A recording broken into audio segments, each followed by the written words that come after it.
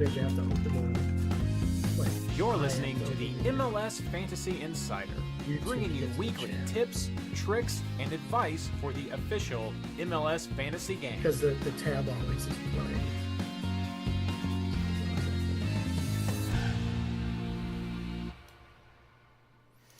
Hello everyone, and welcome to the MLS Fantasy Insider live stream. We are here with you as always on this Monday, and since we are just getting started, we are doing the social thing, getting everything published out on Discord first. Christian has confirmed that I do tend to double ping the server every week when I post in general chat and then send out the announcements to the community section. So apologies, but just want everyone to know that that we're here doing everything. Let me mute some of the other. Mute for 8 hours. Mute for 8 hours. I think the other ones will be pretty quiet, so no need to worry about that. Those other servers just popping up and doing that thing. Let's see here. All right, so there is the Discord. Now heading over to Twitter. Don't forget to hit the record button. For the people. Hitting it for the people. Recording in progress. Did y'all hear that? There it is. Recording in progress. I've started waiting to do that for you all so you can hear. Let's see here. Let's put that right there. Join down there. Post. Righty there. And the retweet right there. All right, and there we are. So the social is out on Twitter. The social is out on Discord. If you are, please be so kind and do share those notifications for us. It helps to spread the word and get everyone involved who is interested. If this is your first time joining us for our live stream, we come to you live pretty much every Monday night to give our initial first reactions to the upcoming round right on the heels of the previous round. If you do like this kind of content or just want to join us another time to be part of the community, please do like and subscribe, hit the notification button. All of that does help very much as we continue to grow and be part of our little niche MLS fantasy community right here. So checking it out. What's going on, everyone? Thank you for joining us. How is, yes, recording in progress. How is the volume for everybody tonight? Oh yeah, Kingdom. We will definitely be talking about the Discord. We hit up the Discord or mention the Discord often during the show, especially with Christian with us tonight. So it will be mentioned indeed.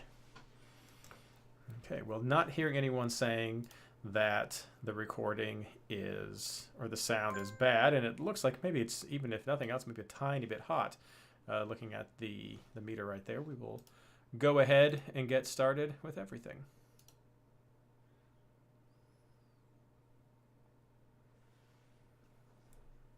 Hello and welcome to the MLS Fantasy Insider, our preview of Round 9 of the 2024 MLS Fantasy season.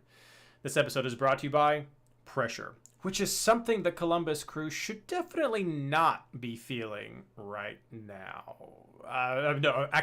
Brought to you by the amazing MLS Fantasy Patreon supporters. It's because of you that we are able to keep this project going. Find out more about our Patreon over at patreon.com/MLSFI. And also a special brought to you by for our good friend Ranchinator, who is at his birthday today. So happy birthday to Ranch. I'm your host, Reed Connolly from MLSFantasyBoss.com, and tonight I'm joined by my partner in fantasy, Christian Ward. How are you doing tonight, man? Doing great.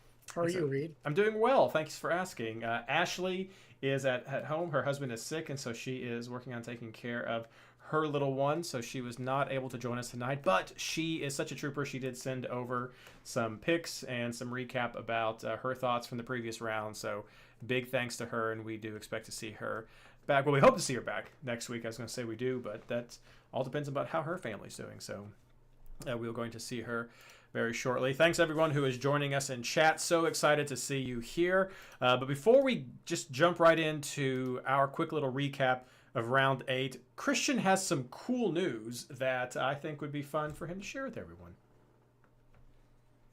Oh, so I got a direct message from a dude at like some point last week, and apparently this dude is in our Discord, and his name is John. His handle is John, and it happens that his name is John Mueller, and he is a senior staff writer for The Athletic, and he mainly covers like Premier League and European leagues and stuff, but he definitely covers MLS as well, but he's not mainly on MLS. But he's one of us sickos, and he's playing MLS fantasy, and he happens to be in second place right now. That like the Saturday after he interviewed me, and he also interviewed Verks, who was in first for a while, and he interviewed another person as well. And so he's going to write an article. It might not come out until like next year. I have no idea.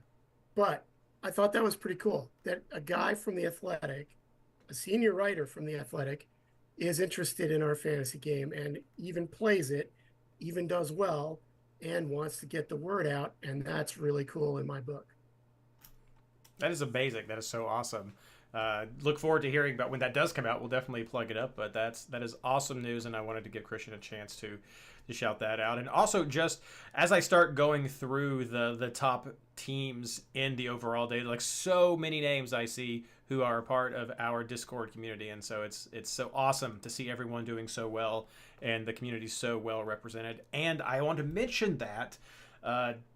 To also use that to highlight a chance, if you're listening to this show for the first time, check out the MLS Fantasy Boss Discord, because these players are doing well. They are active in the community and are there to answer questions. So, I mean, Christian is one of our main admins, like the main admin, and he's there all the time. We had Isaac on the show with us last week, and he frequently is answering questions in general chat, and so people engage all the time in the community. And so if you're listening for the first time, literally when I say some of the best players in the game right now, fifth place, boy named Sue, that's Wojo. He was on the show a few weeks ago. Like, some of the best players in the game are in our community and are engaging with others. So just stop by and check it out.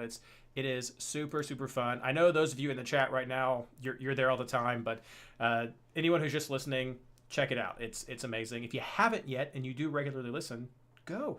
What's stopping you? All right, well, let's just jump right in. What we're here for, that's the quick recap that we have of round 8. Christian, take it away. Well, this week, it wasn't the juggernaut that I was hoping for, but it was still respectable. I had 96 points. I ended on 96, and yeah, that's not. I mean, like, a lot of people got better than that.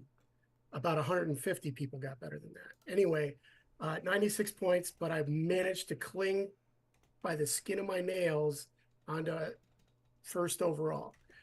I was actually pretty afraid that I was going to drop there for a while. But I did lose 2 of my head-to-heads. One of them being to Tinkerman from shout out to Tinkerman from the Discord chat. He just whooped my butt. I mean, he just whooped my butt with like 108 points or something like that. And then another Loons fan, beat me by a single point, and I was just kind of mad about that. But anyway, players who impressed. Let's see. Thiago Almada did not impress for like 80 minutes. And then all of a sudden, you could just like see him wake up. Like that team just like came alive for some reason, and he ends up dropping 12 points. I just could not believe it. Well, I could not believe it. And mainly I couldn't believe it because I didn't pick him. Anyway, Evander scored 14 points against LAFC in LAFC. Or no, my bad. That was in Portland. Yep. And I didn't expect that, actually. I thought LAFC to be a little more stout than that. But Evander, I think he's pretty unstoppable right now. But before I even go there, I just want to give you a caveat about this week. Columbus's defense is no joke. Even though we've seen them start to concede some goals, yes, they may be on their third string goalkeeper, but do you really want to like risk Portland away to Columbus at all? I don't know. I don't know. So it's debatable, and I'm sure we'll debate it later. Eric Tommy, he scored an absolute banger. Like I didn't watch that game, but I saw the highlight. I'm like he really scored a banger, and I think it actually came right off the right post. Like it was just like it went boom bam in the back of the net. It was like going a billion miles an hour. It was really great. And he ended up with 13 points. He did that against Miami. Um, and Sep Kowalczyk, he scored an absolute banger as well from like 40 yards out. And in fact, I began to think that like the only person who could do that to the Minnesota United Loons was Joao Paulo. He scored a Joao Paulo on us, and I cried a little bit. I admit it. I cried a little bit. Um, I have a little Loons recap I want to share. So the Loons, they're struggling. Like I expected more of a dead cat bounce than we got. Even though, yeah, I get it. We were first in the West for like 5 minutes, but we're really, really struggling to create without our creator, Reynoso. He's AWOL once again for the second week, or sorry, for the second season in a row. There's no word on his return. Um, I just want to clear up one thing about that, though. I don't have it in my notes, but I'm kind of riffing here. I did hear that the team actually sent him back to Argentina to get his Oh, green card. He did not go by himself. He was there. He was going to play. Everything was great. The team sent him back to get his green card, and um, he missed the meeting. So he's still there. I don't know if he's just going to wait until they can reschedule the meeting or what. I have no idea what those details are, but it wasn't him just taking off and going AWOL. It was the team sent him there, and they sent him there because they wanted to open a DP or an international slot. Because if he gets his green card, he's not taking up an international slot anymore, which is good because that means the Loons are going to get more people, more players rather, but probably not now because the bonehead missed his meeting. So no idea when he's going to be back. There's speculation that we've seen his last appearance in a Loon shirt. Andy Grader literally said that in his article. That not definitively. He asked the question if we have. And you could just tell that the team is sort of like wants to be above all of this, doesn't want it to distract them. Like uh,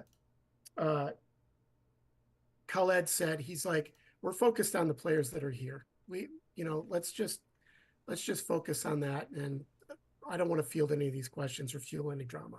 Meanwhile, you look at Pookie out there, and he's not feeling it at all. Like he's not feeling it. Like they're not they're not connecting. There's no creation. There's nothing. Um, and I think this has to do with like Ramsey probably not knowing his players well enough to be like creating a lineup. Either that or not listening to McCauley because McCauley's still there. He's just taking a back seat. Um, and the team under McCauley had more energy, executed way better, especially the gegenpress. They executed that gegenpress so much more energetically and sustainably than they do, and they look like their old selves now under Ramsey. So I don't know what's happening. Maybe they don't like Ramsey. I don't know what's going on. But I guess the whole point of all this is if you've got, to answer some Loons pending questions, but to also just say, like, dude, just don't pick them for now. Let's let this thing settle. Don't pick them for your fantasy team.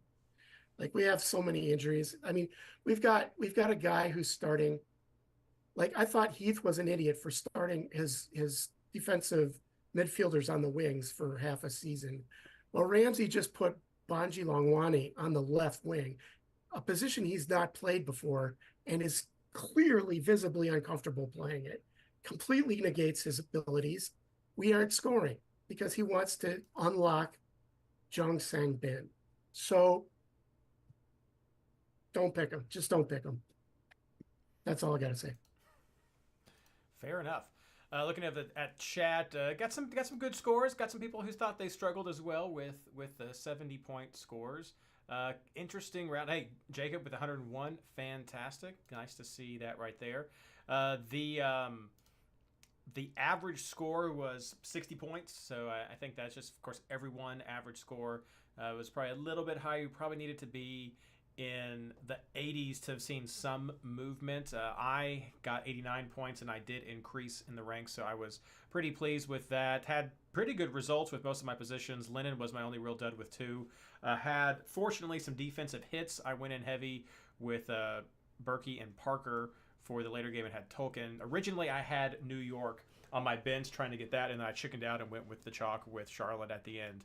And so that didn't work out. But I still felt like I was able to make it up with the players I did have. So 89, won a mixed bag of head-to-heads and not the head-to-heads that I did lose just by a point or two. So definitely really, really competitive, and condolences to Black and Red, where I kept a tradition for him going in the Experts League by denying him a win right there. So sorry about that. Ashley also did okay, 51 points. Total value for her no longer matters. She doesn't care. She only dropped by 2 spots, overall ranking 21 for her. So she had mixed opinions with that. General impressions from her was Navarro from Colorado, and she wants to know, where did that come from? Do you have an answer for that, Christian? I will be honest right now. I No, lost power for a portion of this game week. A tree fell in my neighborhood and took out a power line, so I did not get to see a good chunk of games because I had no electricity. So I did not get to see it's that. a solid But reason. I mean, it is what it is. I couldn't do anything. So. But we know Colorado has been investing in some attacking talent, has been trying to get that to fall, and they've had some success with Jordy Mihailovic earlier in the season. Of course, Bassett's done well for them as well, and so they've got some pieces there, and it's just taking some time. So will this be some sign of things to come for Colorado? I don't know. I mentioned a week or two ago how I was tempted to maybe start opening some bench spots for Colorado, and it's because of some of the results like this.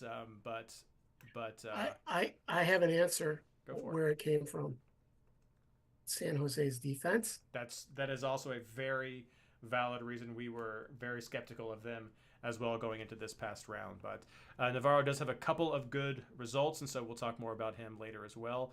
Ashley was also impressed with the St. Louis defense and the Real Salt Lake defense. I think more people had hopes for the RSL defense, knowing that Columbus did not have Cucho. I think that was a fairly common. I don't know if it was a bench or a chalky bench, but maybe the tier 2 chalk. Outside of that was, I saw RSL mentioned fairly often with some of the options that you could have there. But a lot of that was betting on not having Columbus show. And then, of course, St. Louis we talked about with some questions about Austin's attack in general. The DeRussi had been doing fairly well, but last year he was very much outperforming his XG, and so seeing them get the 1-0 was the reason that a lot of us were going with St. Louis as the backup with our keeper Rue, because we felt that was a good chance. So good to see that did come through. Thoughts for her. She's been saying for a few weeks that LA Galaxy are fun again, and that they have so many players to choose from. And is Messi a must own, obviously, or a must captain? And that the FC Dallas defense is still struggling. Christian and I will mention all of those things in our final segment, so we will definitely touch on that. For me, I'm going to comment really quickly on Bernardeschi for Toronto. I know a lot of us were looking at Charlotte because of the struggles Toronto had, but the results that came this week, a lot of that was because of Bernardeschi, and that's what Toronto wants from him. Will that be consistent? I have no idea. I am skeptical of it because it has not been consistent so far. But that was why people were betting against it. That's what happened. The guy who needed to produced against a defense that has had strong at the beginning, but has had some mixed results of late with Charlotte. So that was why they were on the bench there.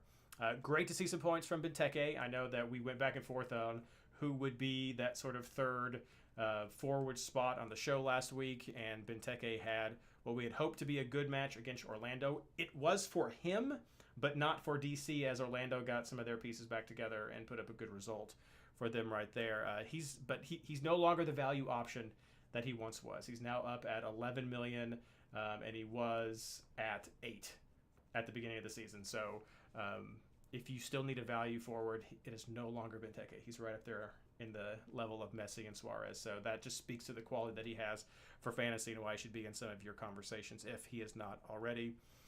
We mentioned the New York Red Bulls clean sheet right there. And I also want to give a tip of the hat to the other New York team with Freese. I know a lot of people mentioned him as an option last week. There were some questions with him not having any clean sheets before, but the comment that I had made was no doubting in his quality as a keeper.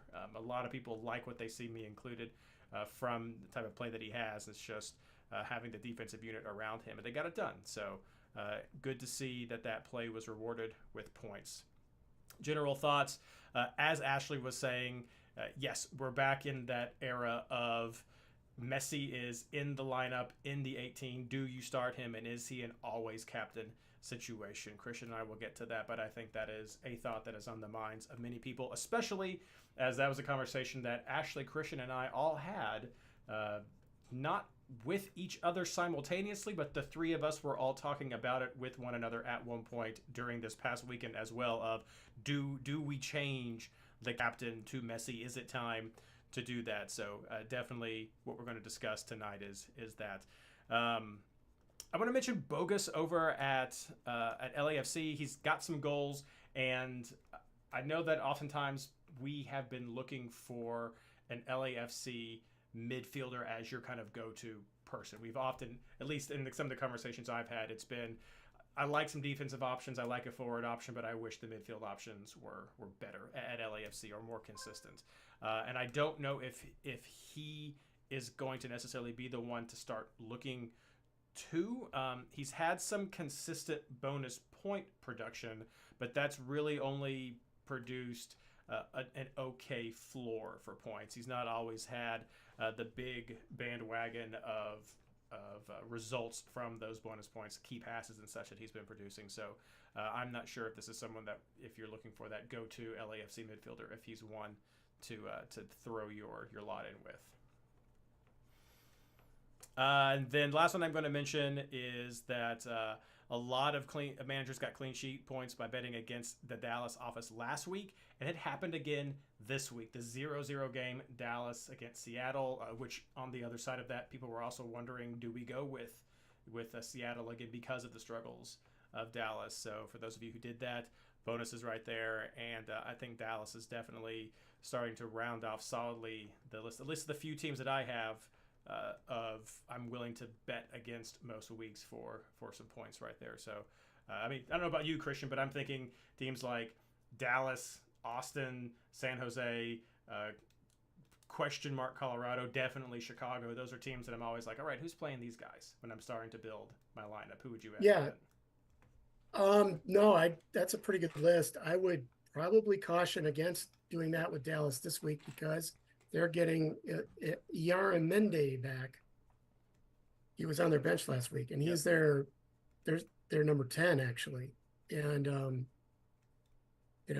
before he got injured, he did some damage. Have to see. So we'll see. He could be short of breath in Colorado, sure. But that's good. It's not a foregone conclusion that Dallas is going to blank. So yeah, no, it's not. We'll be talking about that in our last segment. So, but yeah, just a little list, throwing some names out there for helping you. I know last week we talked about how things can change between the beginning of the week and end of the week, and here's just some additional thoughts for how we try to build some teams. I tried to share some additional resources this week on Twitter from some other content creators out there who produce content. I do retweet those, not regularly, but periodically I do retweet other people near the end. But I was trying to make a more conscious effort this time to retweet some of the other content creators who have advice that I think is worth following, or adding into your thought process as the rounds are coming to a start. So I try to do that more, just kind of help people and see for who may want to make more decisions as we get closer to game time. So, well, thanks so much, everyone, for sharing your scores. Congratulations to everyone who's doing so well. I hope you're continuing to have fun. We are getting ready to go into round 9, though, and we're going to kick things off with our housekeeping right after this. So let's see here. I guess we can let Tyler know that you're ready to do housekeeping. You gonna do that, or shall I? I'll ping him. Ping. Right there, I sent him the link. All right, let's see. All right. Get the... And here he is. He was waiting. Been in chat. There he was. Look at you. Looking sharp. Quick draw. Looking sharp. Okay. This is what work looks like. This is what teachers look like. In case anyone forgot. So retweet that there. All right. Social is out. So everyone, please do share if you do that sort of thing. Appreciate it very, very much. And because it's the birthday boy, do we sing? Do we sing for the birthday? No. Okay. Oh, heck no. Okay. Sorry, chat. We've been vetoed. We are not singing, but please do give happy birthdays to Ranch. There we go. How old are you now? 12, 13? Fresh meat. Had a few years. What's Pines' number? I'm fresh years old. Oh wait, what is Pines' number? Oh, I would expect you to just know. I don't. You're the one with the jersey. Yeah, just turn around. No, I'm not 5 years old. Sorry. Yeah, right, there we go. There we go. All right, here we go. That, though. Hello and welcome back to our housekeeping segment going into round 9. Joining us as well for this segment is Tyler Ranchinator Norman, who's going to be helping us with some of the injury news at the end. And also, happy birthday again to Tyler. There you go. What we've confirmed is that he is not 5 years old. That's all we confirmed during the break. I mean, I told my kids I was 5, though. My students. It's now once again in question. Well, let's do a really quick recap of the MLS Fantasy Boss Pro Rel updates. Champions League, we have 2 teams tied at 8-0-0. In the Veterans League, we have 5 teams tied at 6-0-0. But we do have some teams who are starting to break away, such as in the Homegrown League, Ashley is leading the pack with a record of 8-0-0. In the Discovery League, we have Like a Good Neighbor with a record of 7-1-0. Then moving in to our head-to-head leagues, the MLS Fantasy Boss Network, we have the Discord head-to-head with 7 teams tied at 8-0-0. We have the Patreon head-to-head with Garth Butchers leading with 8-0-0. And then moving on to the MLS Fantasy Insider Experts Hosts Invitational League, we have Wojo, a.k.a. Boy Named Sue. It's his team name, who was on a show a few weeks ago with a record of 7-0-1, leading the pack right there. Tough competition indeed.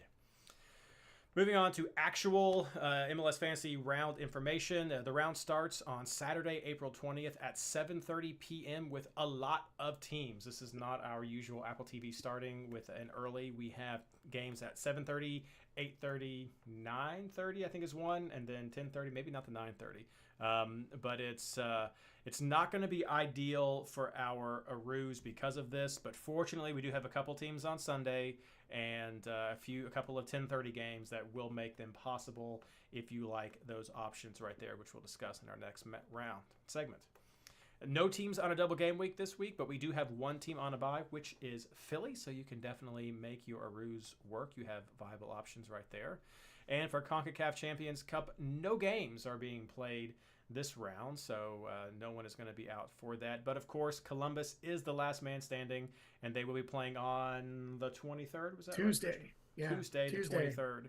So there may still be roster rotations for Columbus. Pay attention to that as you are deciding who you want to go with. So that There was is US Open Cup, but I think it's only the T2 teams that are playing right now. yes, the T2 teams and those who Garber Yeah. has deemed allowed to play, but they're not there just yet. I don't think so.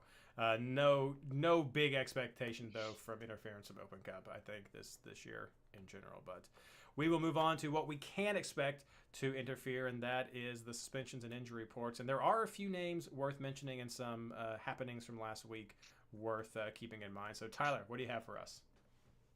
Yeah, we have a lot of suspensions this week and quite a few injuries too. I guess we'll start off with the first red card that happened, which was in the first game of the week. We had Maxime Crepeau take a red for the team by taking out Bouanga at the top of the box. So he's suspended next game. And then we have Kevin Long for Toronto. It picked up a red, and Andreas Reyes for the Red Bulls picked up a red. I love saying that guy's name. It just rolls off the tongue. Andreas Reyes. And then we now have our first round of yellow card accumulation suspensions. There were 4 players who I identified as being suspended for this week. We have Aaron Herrera for DC has a suspension for yellows. Mateusz Klich is suspended for yellows. Julio Cascante and Edward Adwesta. All of those players have yellow card suspension. And I added I think 5 or 6 more that are on watch. So those suspensions are starting to come up pretty quickly.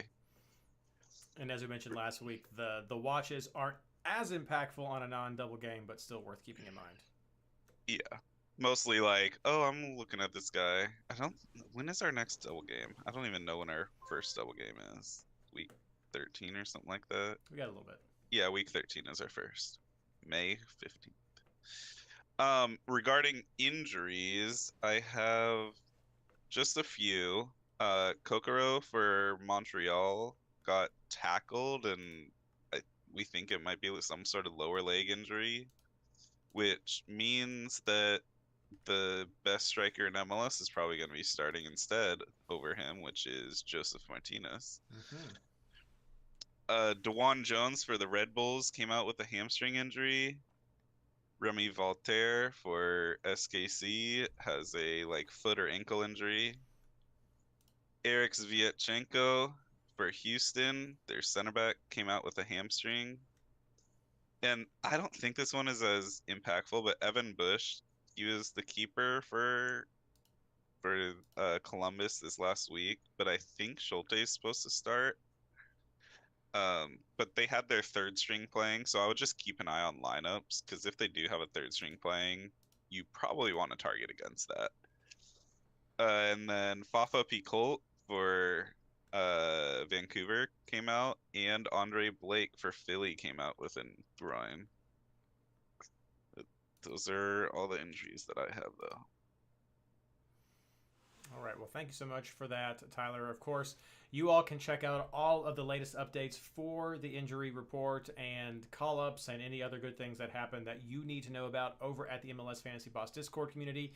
And just go down to the Fantasy Resources channel and check out the Mega Reference. That is where we have that, plus all sorts of other things like the stats that Christian mentioned a couple weeks ago when he was on the show, and other general information right there. And we have lists of people who are taking set pieces, people who are out of the game and are guaranteed to be able to enable your ruse. So it's just a plethora of information, and you can find it all out at the MLS Fantasy Boss Discord. The easiest way to find that is heading over to mlsfantasyboss.com/discord. Click the link right there. It's free, it's fun, and as I mentioned at the top of the show, there are all sorts of fantasy experts who are there who can help you with general advice. So head over there, check it out. No reason not to.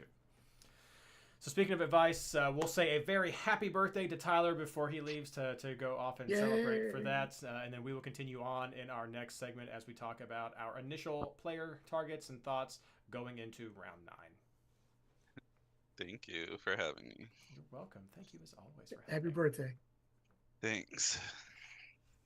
You guys needed me for all those tricky names. Mateusz, Sviatchenko. That's right. That's right. I did my good pronunciation last week and kept people on the just on their toes, and then we'll just keep moving forward. Yeah. All right. I gotta go get to birthday dinner though. So have a Check good it out. rest of the pod. Enjoy. Yep. See it. All right. Let's see here. Thank you, Tyler.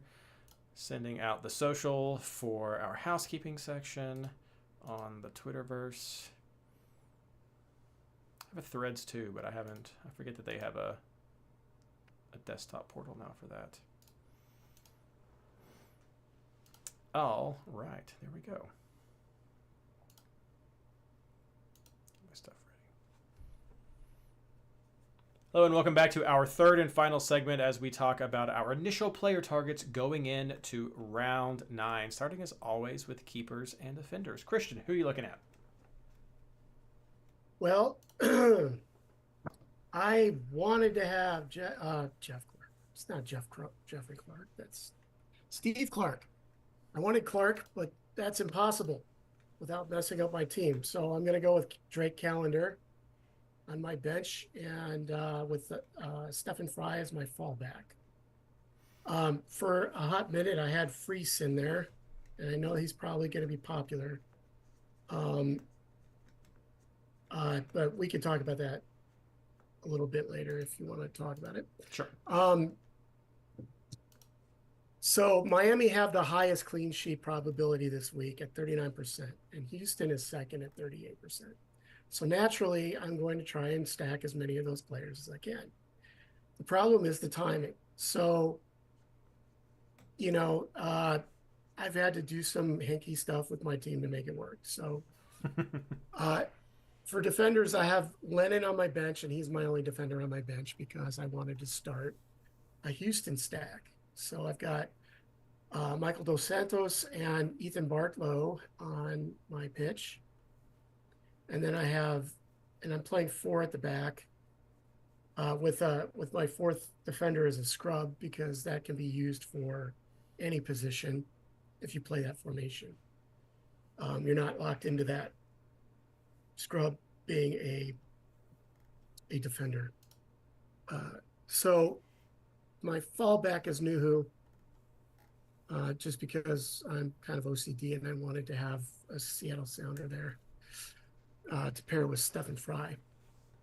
But anyway, that's pretty much it. I mean, I could probably see myself looking at New York City again, mainly because DC is going to be gutless, but Benteke is still going to be there. So I don't know, like he mentioned this, but like half of DC's United's midfield is going to be missing. So that might impact their ability to get Christian Benteke a decent pass in behind the defense to be able to score. So, I mean, if they can't build through the middle, they're going to have to build on the wings, and Herrera's out.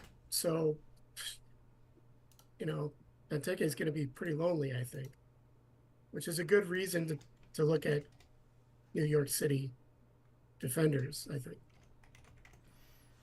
Yeah, all that makes sense. Ashley is in a similar frame of mind. She is looking at Freese or Clark, and then is looking at Fry or McCarthy as some of her keeperoo options. And just to expand on where you were going, Clark messes you up because of the game timing, correct?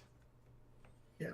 Yes, and that is because Houston is playing a game at 8:30, which means your only options are going to be a 10:30 game the same night or one of the Sunday teams going forward. So what for you is the time? Because we all know it's not going to start at 8:30. The lineups will lock at 8:30. The game won't start at 8:30.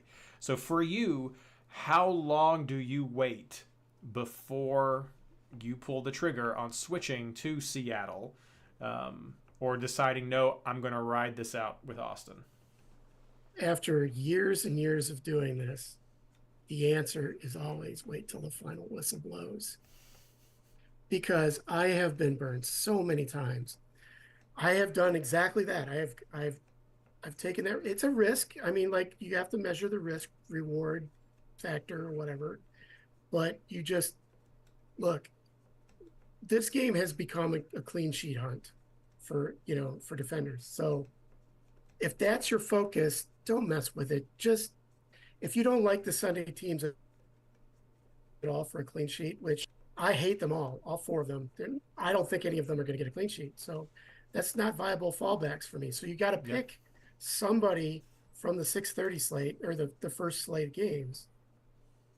And to be safe, because they like to show Audi Mom like 5 times before they kick off.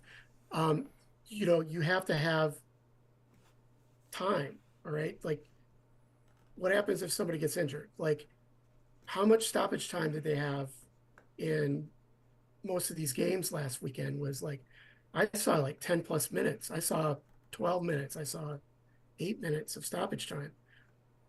That's the time that because MLS, that everybody concedes. So just don't even bother with it, in my opinion. Like I know I'm pulling a blame when I say, oh, just put 5 defenders and 2 scrubs and just take the best of 3 from your bench. That's what it sounds like. But believe me, that's not what I'm saying. I'm saying don't put yourself in a position where you are going to be mad. This is supposed to be a fun game.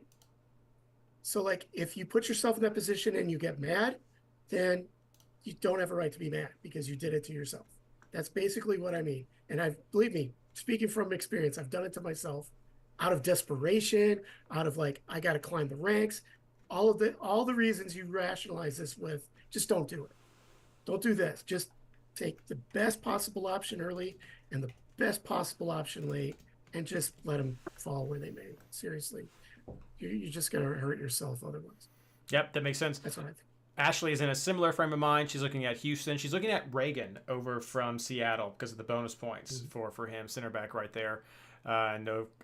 She's looking at Bombito from Colorado, but she has a note saying, do I trust this? And the reason she has that note is because Colorado is going up against Dallas, which, as Christian mentioned at the top of the show, is getting their number 10 back. So I mentioned that Dallas was a team that I was always looking at who they were playing against to bet against, and that has been because their attack has been hindered by injuries. And so this is a week where they could be coming back, and as Christian also mentioned, it is coming back to altitude, and that altitude in Colorado does impact players. And there are questions, though. I am willing to take a flyer on some Colorado players this round, and I'll mention those in our coming sections. Defense is not one of them, so I would not trust this pick, but that's where Ashley's frame of mind is. It's betting against Dallas and wanting to see how they roll out with their number 10 back to see how he does in if he's back. If he's back, that's right. So there's a lot of questions there. So it's not impossible. If they don't have him, I totally understand this pick. I would still make it a bench pick. It just me, because there are still some questions there. It is the 9:30 game, so you've got nowhere to go with this one except for a Sunday team. So that game is a very awkward game for doing some kind of switcheroo within the Saturday time block. Other than that, she's also looking at Lennon, also looking at Alba, going more on the offensive side for Miami, not necessarily the clean sheet side. And I think that's probably because Gressel has burnt so many people lately, and Alba has been getting some production. So she's going with the hot hand right there. Did Tyler mention Alba might be hurt? I don't think he did. Yeah, he came off with a knock. So keep an eye on that if you've got Alba in your team. So we'll see. Otherwise, just go with a cheap Miami player and hope for a clean sheet. Maybe Gressel, who knows? But I don't know. Gressel's not quite been performing like I think many of us had hoped he would, fantasy-wise, at times. For me, I'm looking at the Fry Freese lineup as well. I've actually got I like Seattle, I like Houston, I like New York City as sort of the 3 main teams. Some combination of them is what I'm looking at. For me, I'm looking at one of these 7:30 teams being New York as who I want to use to enable my switcheroos with Seattle, and I'm feeling a bit more comfortable just leaving my Houston guys in the starting lineup, just to let them, as Christian was saying, fall as they be. And so I'm really kind of hedging my bets on the Seattle and the New York City teams as well. Miami's a great shout. I think that's definitely something you can look at, especially with those clean sheet numbers that you mentioned, Christian. You had a good recap. I hesitate about Columbus because CCC coming up, and some of the success Portland has had. I don't know how that will fare for them. Atlanta may not be a bad shot because Cincinnati is struggling. They are not doing very well with pressure. They are not doing very well at getting those shots to go into the back of the net. And so that could be a good result there with Lennon or with one of the center backs if you think that would be a better result right there. So there are definitely options. I would keep away from Chicago. You might have a shot at a road clean sheet with RSL if you wanted to go with something like that.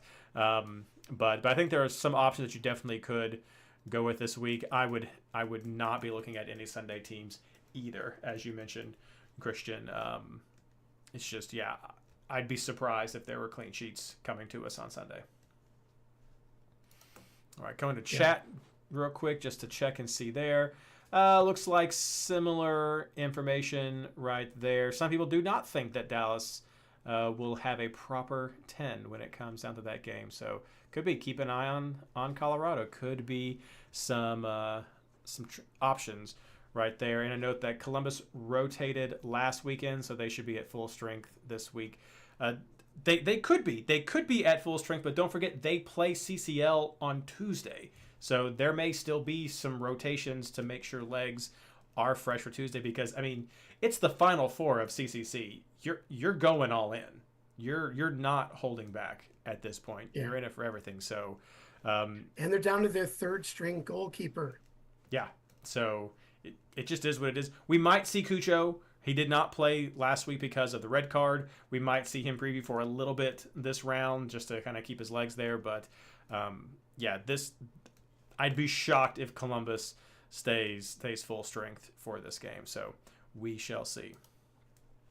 Let's move on to our midfielder picks. Christian, who are you looking at? Let's see. I've got Amada on the bench right now.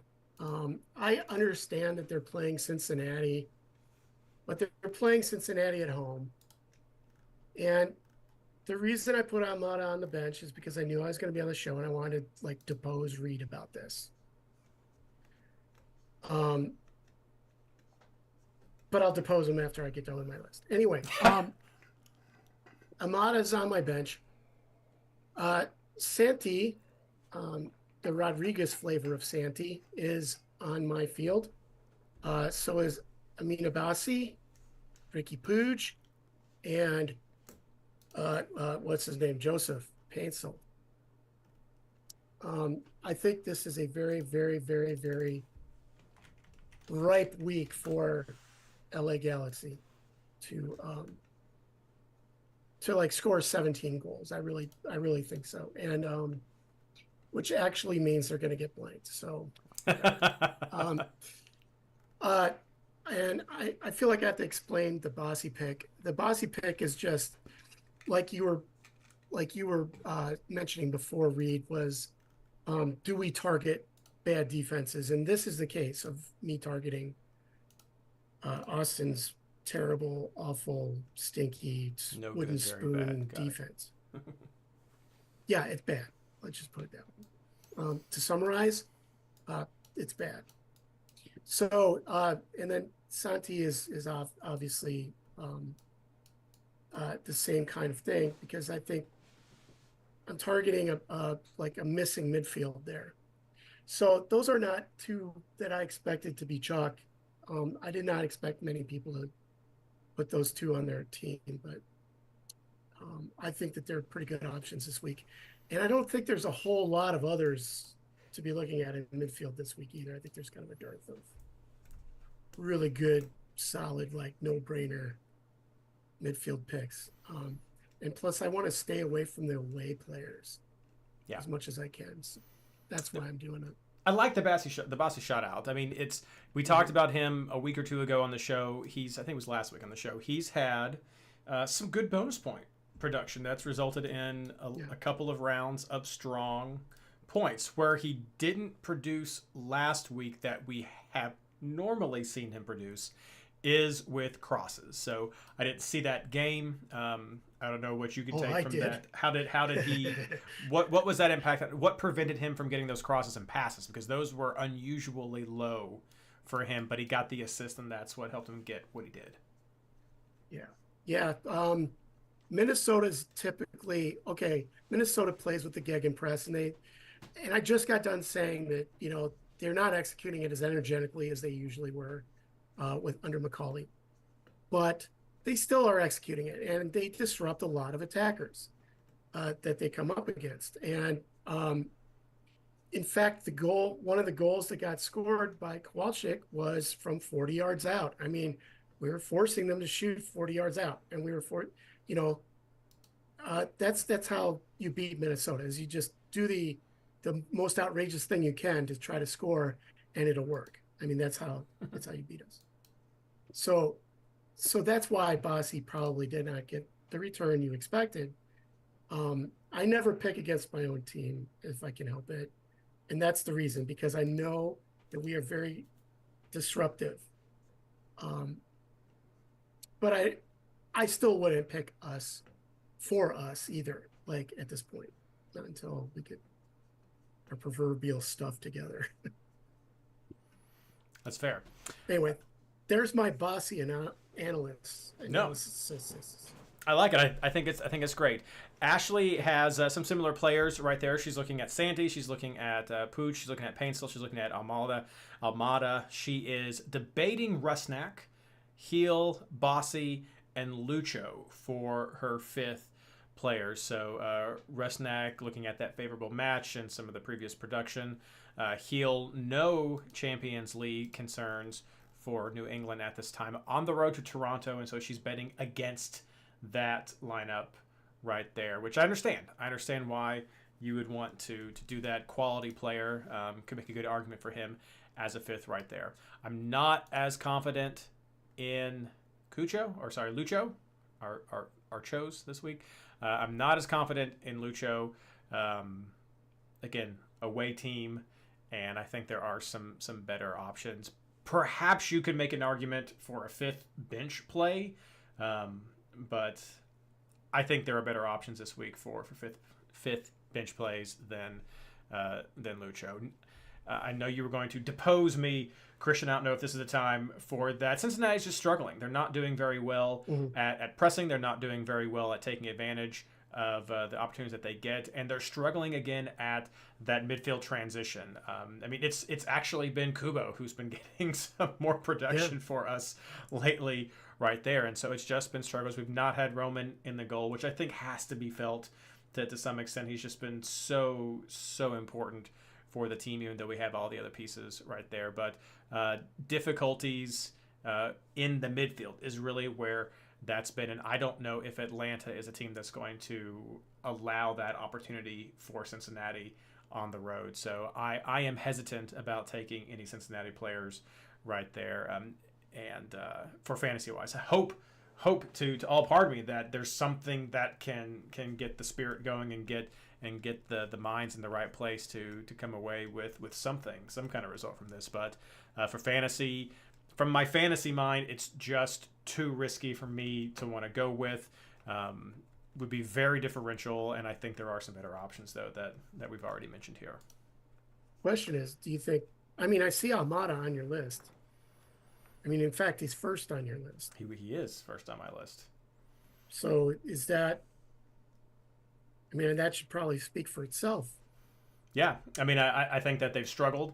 That he will do better without being able to do well in the midfield transition and really control the midfield. I think that's going to benefit Almada. I mean, he's going to be able to have that room, to have that space to do the things that Almada does, to create and also be dangerous himself.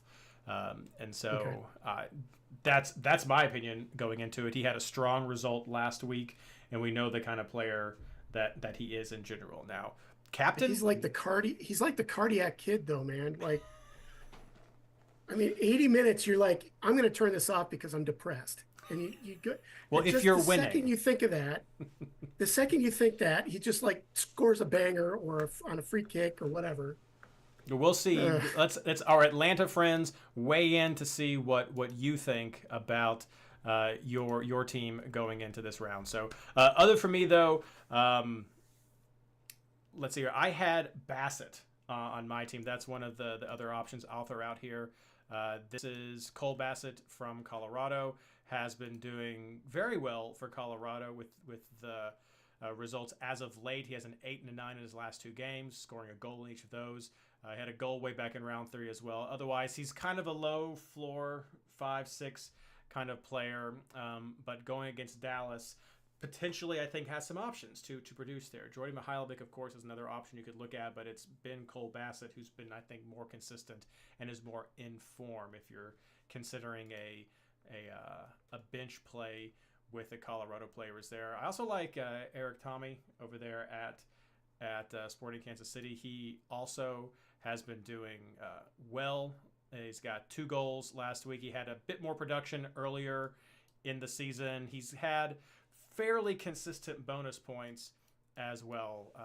Going against St. Louis this week, so we could say he's kind of on my bubble right there. I don't know if I would go with him. I like some of the other options that we've discussed tonight as well, but St. Louis did get that clean sheet last week. But Sporting Kansas City has been doing well on the offensive side, so I do like his chances for some production for this round.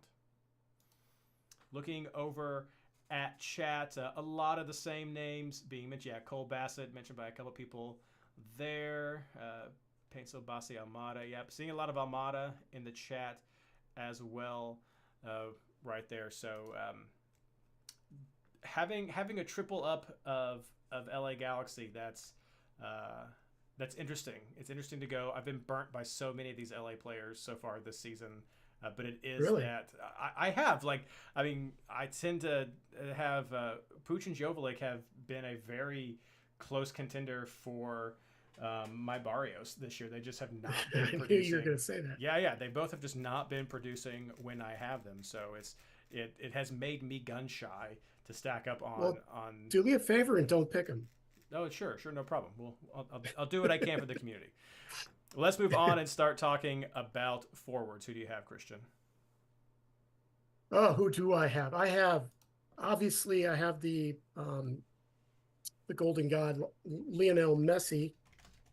And I also do have Joveljic, and he is my triple. He completes the triple. Peck has better. Believe it or not, Peck is in better form at the moment. I might actually kind of look at that, but if I didn't want to triple on LA Galaxy, let's just say for the sake of argument that you talked me out of it, I'd probably go with Suarez. Okay. I'd probably double up on those 2 forwards for Miami. And probably shocking to some people, I've got Cucho Hernandez on my bench. And I think that he's just going to shred Portland, frankly. You think you'll get 90 out of him? Maybe not, but I don't think we'll need 90 out of him if that's the case. Oh, fair. Although, come to think of it, all right, that's a valid question because it has taken him the full 90 plus to be able to score a single goal in a couple of their fixtures at home so far. He has actually struggled a bit, but he is one of those rare forwards that does generate bonus points. So it's not a complete tragedy when he doesn't score. And I'm saying all that knowing that the last time he stepped on the pitch and was on my team, he got a giant 0 because he got red carded. But we'll see. We'll see if his Wilfred Nancy, you suspended me, you jerk hate is like out of the system, because I think that had to do with it. But yeah, I think I like Kucha this week. There's no way I'm going to take Denny Mwanga right now. I don't think that is a sane or I think that's a like a very risky pick, Bouanga against the New York Red Bulls. The New York Red Bulls are tops in the league in goals allowed, uh, like preventing them. Like their XGA is top per 90 Yep. and overall. So you're basically saying if I pick Bouanga, he's the best player in the league. And clearly he is not the best player in the league right now. He is not an anytime goal scorer. He's an anytime, oops, I put the ball into row double Z scorer. He takes a lot of shots, but he doesn't land them all. And I don't know what's going on with him, but yes, he's dangerous. If this was a lesser team he was up against, he would absolutely be in my side. But he's up against the top defense, home or away, that he could possibly be up against in MLS. So, sorry, I'll pass. It's just too big of a variable for me to reconcile. No, makes absolute sense. Ashley is in the same frame of mind as you, as are many people in chat. I agree with Messi 100%, and I'll start talking about some other forwards just so we can have that conversation right there. Again, looking at differential options, looking at Colorado once again with Navarro. We mentioned at the top of the show he had some success. 2 goals this past week, 1 goal previously against Inter Miami. Before that, no goals since round 3. Does not produce bonus points. Has not usually gotten a whole lot of shots either. So very, very goal dependent, but going up against Dallas, which has not always been consistent right there. So definitely a differential player right there. I think J Mart has to be. Joseph Martinez definitely needs to be on that list of potentially a third player. Sure. Yeah, going up against Orlando, even though Orlando got the win, they were still allowing goals last week to DC. Mm-hmm. I think Joseph is a very capable forward and will get chances should he get that opportunity as well. So I think he's in there right there. For sure. Benteke, I think that's the worry that all of us who are looking at New York City defense have. Even though DC is not going to be at full strength, it is Benteke. Benteke is a top caliber forward, and he can make the most of his chances. And so he's one you could put there in that third spot. After that, I want to look at that Seattle-Vancouver game because people have been looking at Rui Diaz, people have been talking about Brian White, and there have been some questions about both of these teams' defenses. This is a Cascadia match as well, so this is a big deal for those teams. So I think it's possible that you look at both of those teams to see if a White or Rui Diaz or one of the other options could be viable as a forward for you just because of what that game means to these teams. And they are not forwards who do not have some history of being able to score. So it's not as much of a long shot as someone who, I mean, maybe I'll go with like Owusu over there with Toronto, which is more like that super sub coming off there. Like that's one that I would be hesitant with going with. So, Sure. I mean, after that, I think we really start to, I don't want to say be at the bottom of the barrel because they're definitely capable forwards going down through here.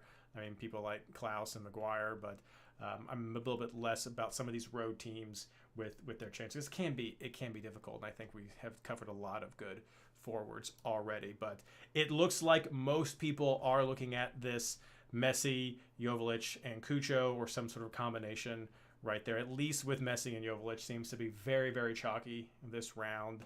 So find that balance right there of who you want to keep an eye out on that Columbus lineup and see if you get Cucho or if he's a super sub himself.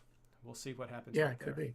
We shall see. So I wanted to say something about the Dallas match, the Dallas-Colorado match. I know a lot of people are going to view Colorado as being a very good pick, like Colorado attack. They're bench. They're bench or differential.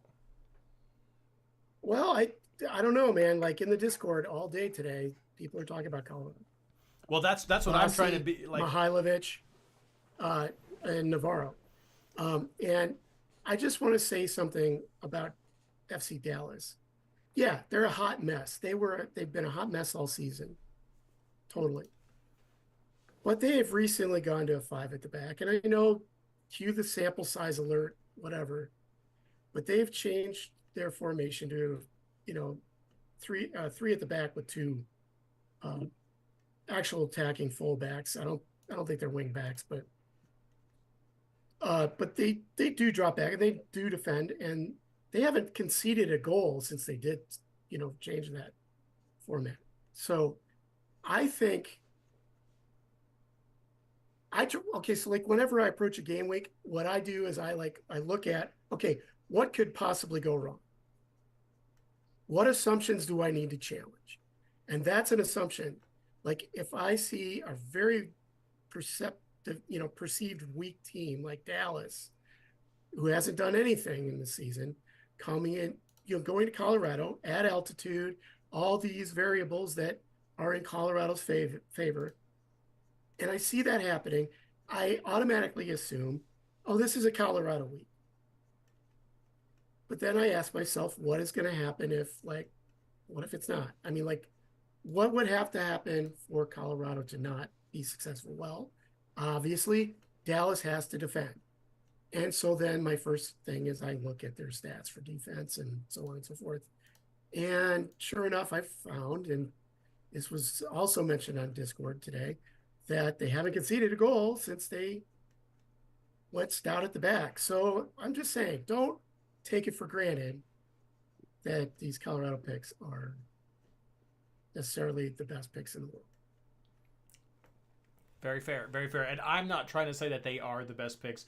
I think they are worth but considering. Those guys are. No, and that's the caveat the clarification I want to put here is I think this team is worth talking about, and that we have to talk about it just as part of the fantasy prep. But at best, these are differentials, these are bench plays, and you're maybe only going with one of them on your team for what you think might happen. So these are definitely like number 3, number 5 players that you're looking at. So not absolute 100% go-tos. But let's wrap everything up tonight with our captain targets. Christian, who do you have? Messi. Oh, I thought you said let's see for some reason. Yes, no, it is a 1, 2, 3 triple up. As you say in the notes, Messi all day with this team. I think we had mentioned at the top of the show. Like in chat, we're all capping Messi, right? At the top of the show, I mean, it's ACM. It is always Captain Messi. It is practically at the point where it's always Captain Messi if he's in the 18 and might even come in off the bench to do something, which in some ways is... I don't think he's cap worthy if he's... I said almost. Okay. And I think it's very depressing in some ways for that, but that's a different topic that we won't get into. Totally.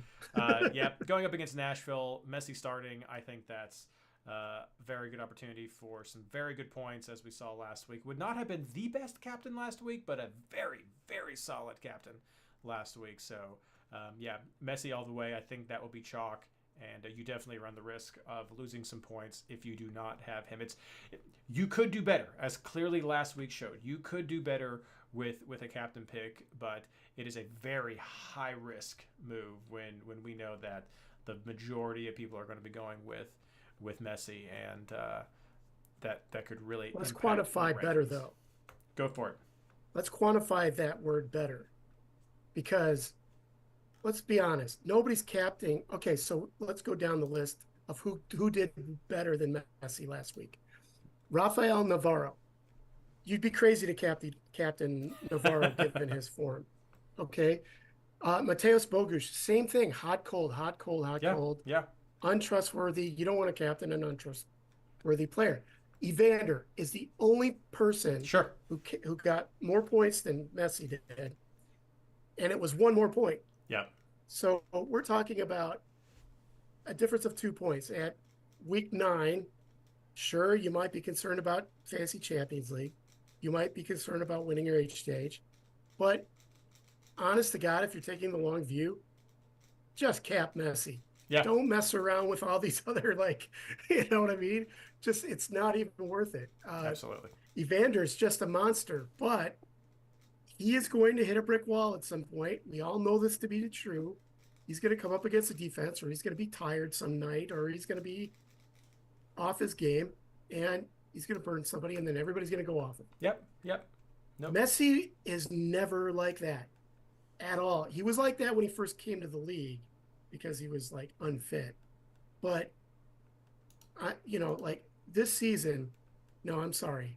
He has not left any points on the table. Like he's your guy 100% of the time. And I'm a total Messi doubter who is now a total Messi convert saying that. Like, that's fair. I mean, don't overthink it is what I'm saying. Absolutely fair. He's in the starting lineup. You got to cap him if he's starting. And Chad agrees. Chad agrees 100%. So, all